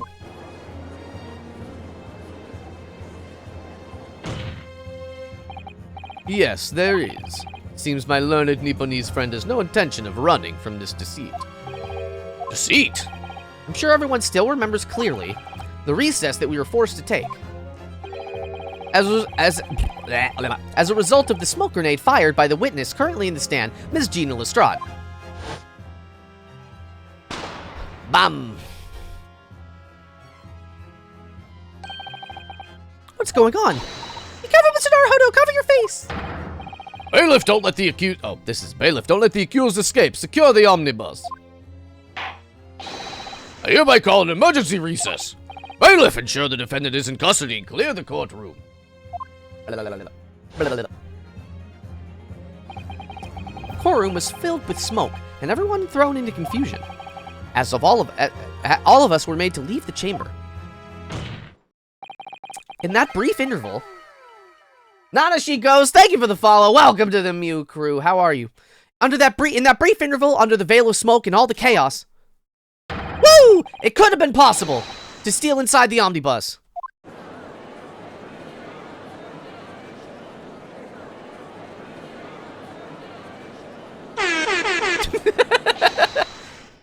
Are you wise? What are you trying to pull, you rotten, feckless gouger? You're new to stream. I would love to know a few things about you. Your favorite food, your favorite cute thing, and your pronouns. Anyone that's new here in chat, I would love to know those things if you would like to share. And in case you were wondering, hey, Comfy Catboy, what are your pronouns? Well,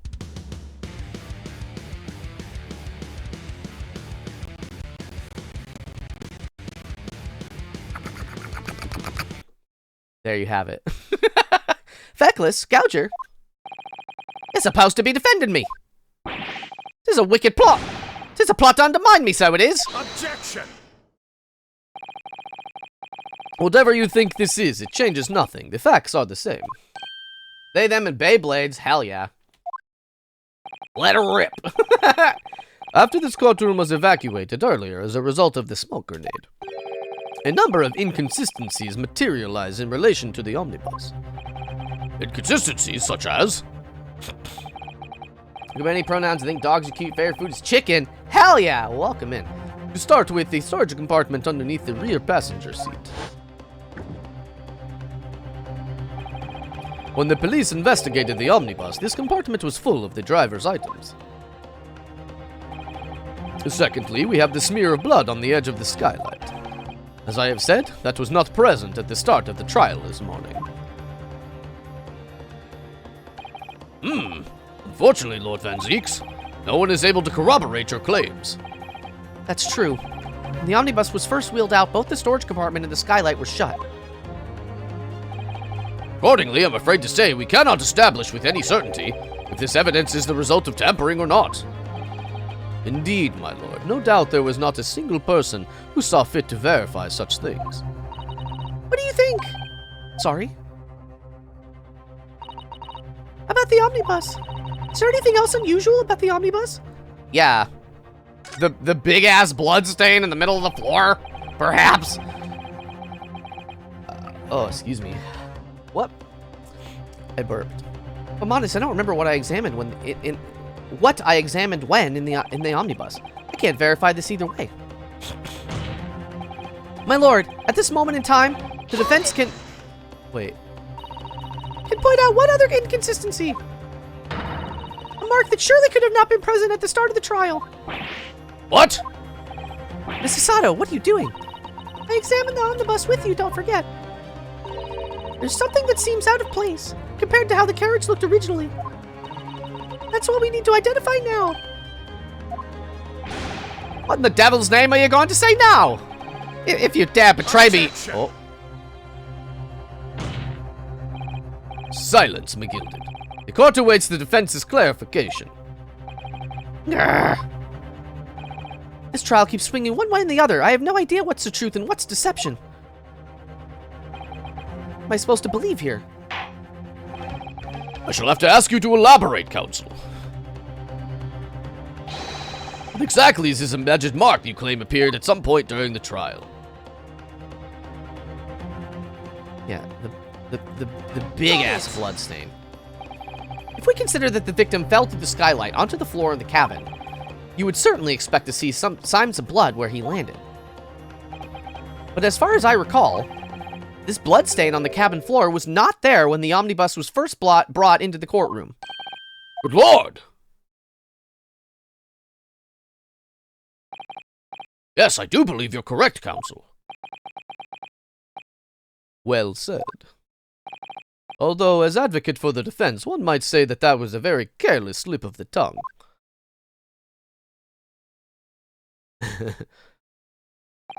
I believe the bloodstain on the floor is a decisive piece of evidence. But if the question is whether that evidence is genuine, or whether it was unlawfully fabricated by someone, I feel compelled to admit that there's at least a possibility that the evidence is fake. What if it's wine? Look it up. Yum, yum, yum.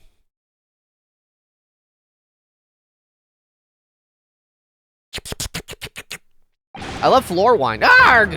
Uh-oh. Big mad. Big angry. This trial is over.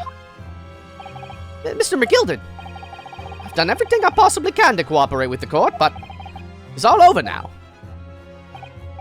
But you're the defendant. It's over, I tell ya. Ah! Memory, recollection, what people think they saw, it is all nonsense. Facts are what count, and the fact is, that bloodstain is there, now. Ah, well. And over the course of this desperate trial, long and extremely drawn out as it has been, that good-for-nothing Reaper of the Bailey has failed to present any decisive evidence at all. I'm scandalized, so I am. I thought better of the Lord Van Zeeks. Well, my lord... I must concur with the defendant. The unaffirmed recollections of an individual cannot stand as evidence. At this moment in time, this particular bloodstain in question is very much in existence. And in the absence of any credible method of which to prove its alleged previous non-existence... Chicken! Thank you. I regret to say that it would be improper for this trial to continue. Your lordship can't be serious. Lord Van Zeeks, what is your position? The prosecution, my lord, has no further witnesses or evidence to present. Very well. In that case, as I believe we have explored every possible avenue in this matter, I shall proceed to my adjudication. As a formality, I am of course obliged to confirm with the defense first. As things stand at the moment, it would seem that Mr. McGilded will be found not guilty. Yes. Which would mean we've won. Is that really the right outcome here? Is that really all right for the trial to come to an end now with all these unexplained inconsistencies? Counsel for the defense, your closing statement, please.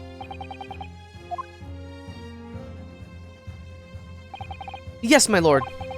The defense believes the defendant could be guilty. I'm just gonna do it. I am here in this courtroom today to advocate for the defense of my client, Mr. McGilded. However, at this moment in time, I cannot in all good conscience fully attest to the defendant's innocence. What are you saying, man? Without any question, there is no conclusive evidence to prove that the defendant is guilty. However, there is also no conclusive evidence to prove that he is innocent. Good gracious me! Order, order! This is unprecedented behavior, counsel. A defense lawyer calling the accused innocent into question. Are you of sound mind? Oh my god. He's Wario now. Oh, 'twas a grand decision to appoint you as my lawyer, so it was a grand decision. What? I must say, I didn't quite expect such an exciting spectacle at the end there, but still. Here, have this for your troubles. Ah! Your job here's done, fella, and some fine work you've done, so you have. What do you mean? Just as the right honorable gentleman so succinctly put it before. Trial can't go on anymore. And your closing statement there was, how did he put it now, nothing more than a formality.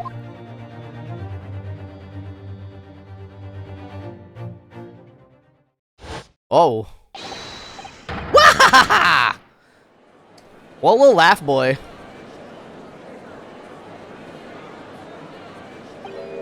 I really don't know what to make of all this. Was the evidence we've seen genuine, or was it fake? His lordship would be fuming. Any unsightly rubbish should be disposed of promptly, as I said. Stinking rich are always guilty of something, yeah, mark my words. I feel terribly ashamed that I ever doubted that lovely man who gave us a lovely park. She really likes that park, everybody. Bonk. Now that the proceedings have unfolded in this way, I am compelled to declare a premature end to this trial. Hydrate, thank you. Furthermore, the court must accept the defendant's plea. Mario. I take it kindly, my lord. I hereby pronounce the verdict of this court. But we still haven't determined if the bloodstain in the omnibus is genuine or not. We don't know if the witnesses are telling the truth or a pack of lies. We have no idea about the truth. Lord Van Zeeks, my lord, case made by the prosecution was flawed, plain and simple. If indeed the omnibus presented as evidence was tampered with, the prosecution is at fault for allowing such a disgraceful perversion of justice to take place. Objection! Ray, hello. But wait. When we were evacuated from the courtroom, Lord Van Zeeks ordered the evidence to be secured. I'm afraid the prosecution cannot shun responsibility in this matter. That's so unfair. The culpability of the defendant has not, at the present time, been established by this court. Consequently, the jury will not be required to proffer judgment. What? Well, Lord Van Zeeks, it's been a pleasure, so it has. And as for you, my dear fella, couldn't have asked for a better defense. You mean to tell me this has been all a grand waste of time? 'Tis the law of the land, my good man. If you'd like to pursue the matter further, you can always go ahead and try to change the law. Magnus McGilded. Good grief! You've more to say to me, have you? Just one thing, a warning. He's so serious. This is far from over. Well, something to be looking forward to, then. Wahaha! Bonk. I hereby pronounce the defendant, Mr. Magnus McGilded. Wow! How anticlimactic. The fireworks stop.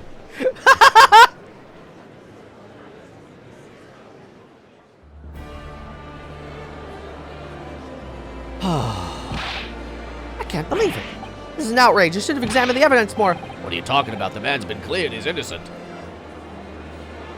Why would he kill the dude? I don't know. I never got past this case, so I never got any of these answers.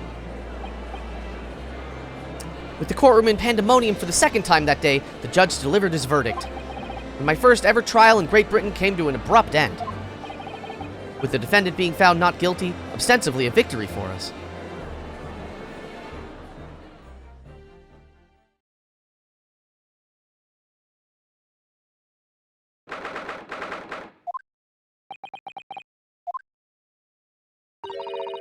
This certainly was a long trial. Ah, yes, it was. Your first ever trial on foreign soil and your first victory. It was a wonderful performance.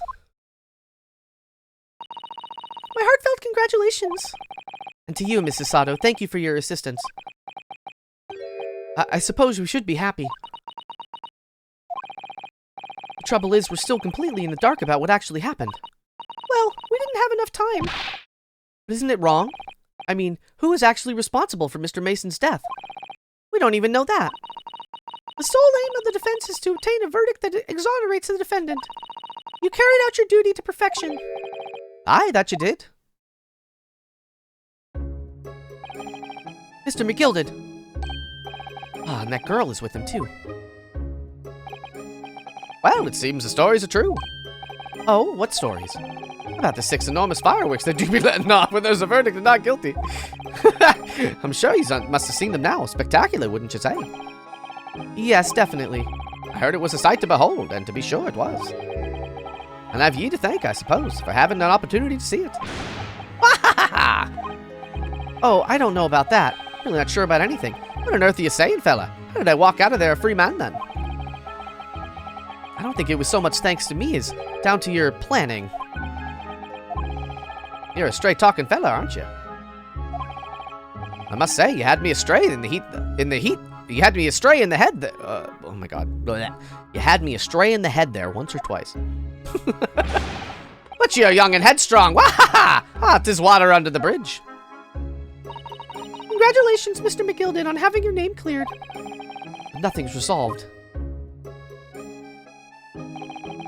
There's only one thing that matters to me. Oh? Aye. They've all seen that I didn't do that odious and obstinate deed.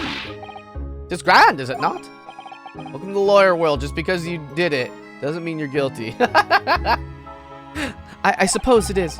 Now the fine fellows of Scotland Yard can take matters into their hands and sort out any wee details.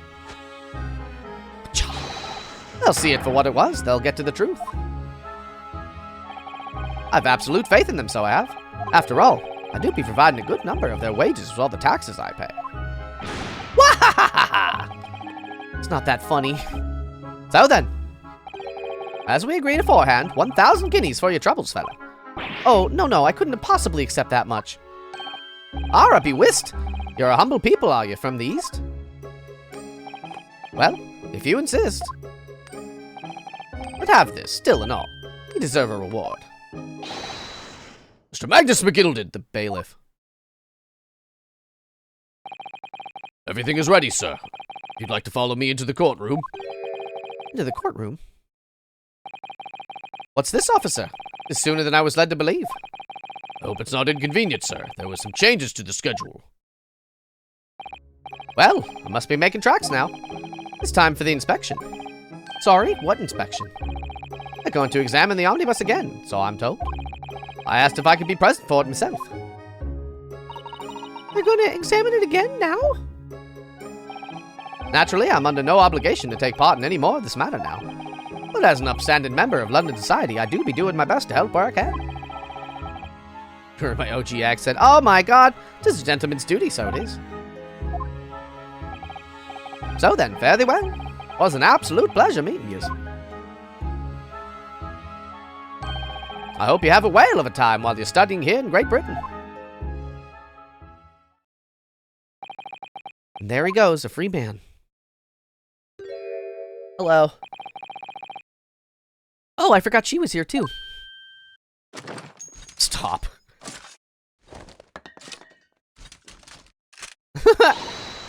Don't move! as I want to say, get a move on. She really does take forever to load that thing. Miss Lestrade, would you mind putting that thing down? You're a grown-up. Sorry? And I ain't all grown-ups. Ah, there you are. Oh, it's her. She's on the box art. Oh, what is her voice? Naughty, naughty, running off like that. I don't know if this'll stick. Is this some kind of picnic? Who's this little girl now? Taking that with you as well. I was looking forward to the trial run of my experimental smoke grenade launcher. Ah! Oh, it's much larger. Oh, do you want to play? You won't beat me. Maybe I'll lighten her up a little bit. Grr. Excuse me, but what the fuck? Who are you? Oh, good day to you. I'm, well, the inventor, I suppose, of that machine. The inventor? Well, normal smoke grenades are so dull, don't you agree? White, white, and more white. You have to be shrouded in smoke. It could at least be a pretty color, I thought to myself. Do we have to be shrouded in smoke, though, at all? Just took my eyes off it for a moment whilst I was changing into a different omnibus, and she pinched it. Luckily, I fitted it with a telegraphic beacon. A what? What's it what? I have no idea what this girl is talking about. Anyway, you're coming with me now, back to my laboratory. What? What for? To apologize, of course, silly, to my technician. What? You mean, say sorry? You must say sorry when you've done something wrong. Surely an adult has told you that before. An adult? I don't listen to no adults. Come along then, follow me. Fine, have it your way. Oh good, you see, I knew you'd want to do the right thing in the end.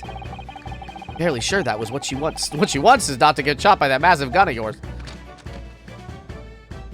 She's very adorable. We'll be leaving now then. Bye-bye. I'm so sorry for all the fuss. He was a lively one.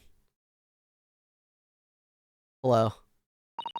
Well, do you think perhaps we ought to be on our way now too? Yes, you're right, but where to? Oh! We haven't had time to find a place to stay. No sooner than we arrived in London, we had to rush here. All our traveling cases are still with the bailiff.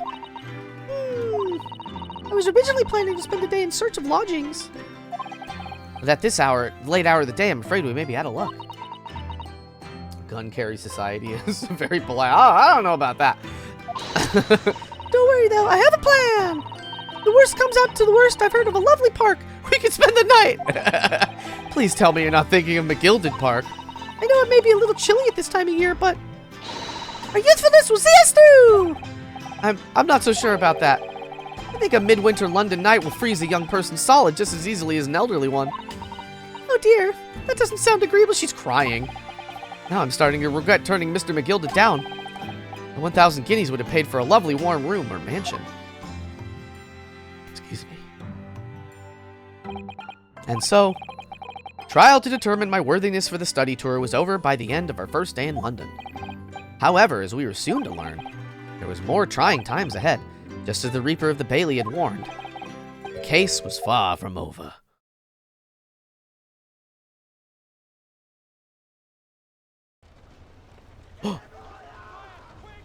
What's going on?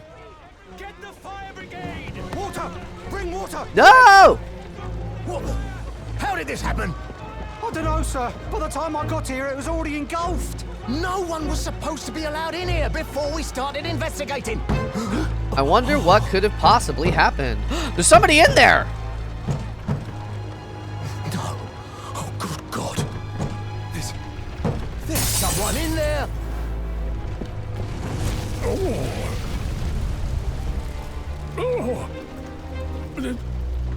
This can't be.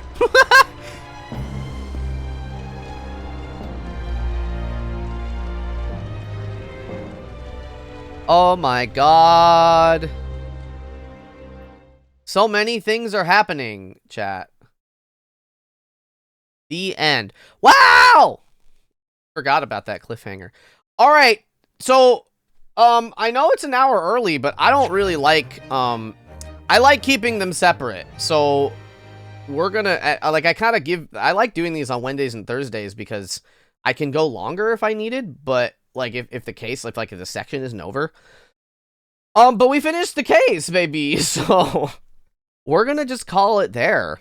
Let's put on, the music for this end portion while I save the game.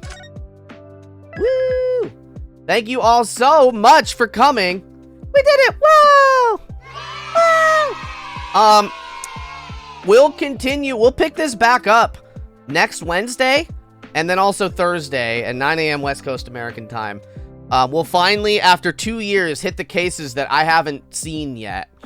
And I'm very excited for that. Woo!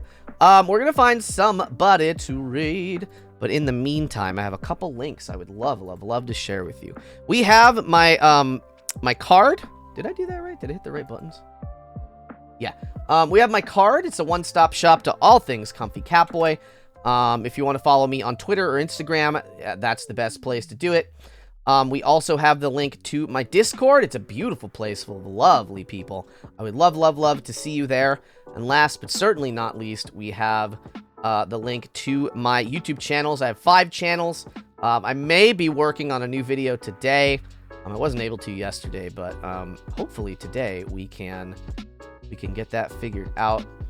Let me see. Yeah, let's raid Fun. B-Bun is a sweetheart, and they're watching like street food videos, it looks like. So we're gonna do that. Raid B-Bun. If you are a subscriber, this is our raid message. You can copy and paste this. And if you're not a subscriber, hey, give it a think if you have the means. No pressure whatsoever, but it helps me out, makes me feel real good. And you get some benefits to it as well. I love you all to pieces. I'm going to be streaming again this Saturday, 9 a.m. West Coast American time. We're going to be playing Outer Wilds. I think is that the name of the game? Hold on. There's 2 games with very similar names. Hold on. Yeah, Outer Wilds, not the Outer Worlds, the Skyrim-esque open world kind of a thing. This is Outer Wilds, which is like kind of like a time-traveling mystery thing. It's supposed to be amazing, but I've never played it. So we're gonna play that Saturday and Sunday. I'd love to see you there. We're gonna be real cool to Fee-Bun. I love you all to pieces, and I hope to see you next time. Goodbye. Goodbye, everyone. Did I not hit the... Wait, where did the raid thing go? Did I not do it? Did I? It's not there. It's not ready. B-Bun? B-Bun?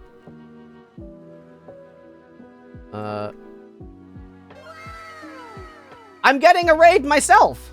Hello, raiders! We're gonna take on a raid train! Oh my goodness! Thank you all so much! Thank you for the raid! We're immediately leaving. Thank you so much. I'm sorry. Hello. I love you all to pieces. Big raid train. Choo-choo. Okay, this time it worked. I love you all. Thank you so much for the raid. I will see you next time.